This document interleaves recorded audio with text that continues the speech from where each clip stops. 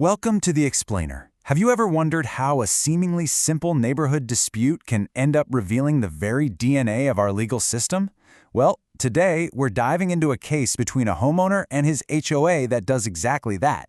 And it shows how things like procedure and even single words can be way more powerful than the argument itself. Okay, let's just jump right into the deep end here. This statement from the homeowner, it's a bit of a puzzle, isn't it? Kind of tangled, but I want you to keep it in the back of your mind, because figuring out what he's trying to say here is actually the key to understanding this entire case. So let's set the scene. Our story really gets going on February 2nd, 2022.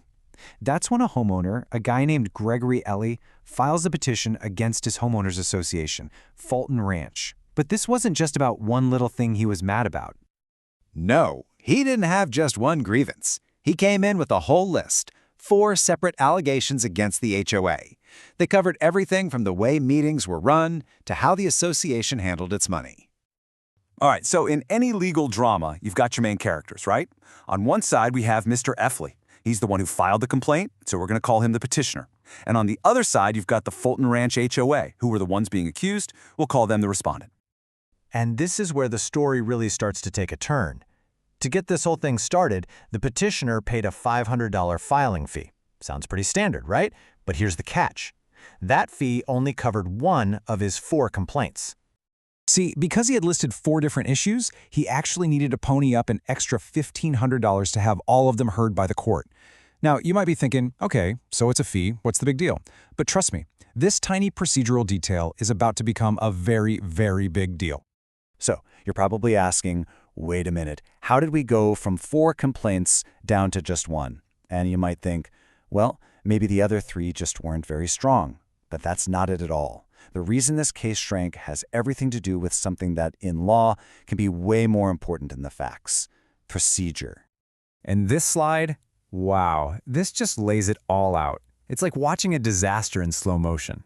First, on April 26th, the court tells him, hey, you got to pay that extra $1,500.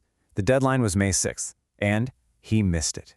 So the court gives him another chance. They say, okay, fine, just pick one of your 4 issues you want us to focus on by June 7th. And guess what? He missed that deadline too. So, with no money and no response from the petitioner, the ball was no longer in his court. He'd had his chances. The choice was no longer his to make. So the judge had to step in and do something. And that's exactly what happened. The judge looked over the original 4-part petition and basically said, all right, if you're not going to choose, I'll choose for you. The single issue that would move forward to a hearing, the one about the emergency meeting. And just like that, all the other complaints were just gone, off the table.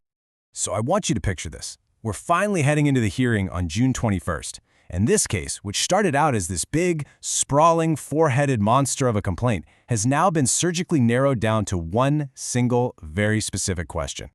Now, in any legal fight like this, there's something called the burden of proof. Think of it this way. It wasn't the HOA's job to prove they were innocent.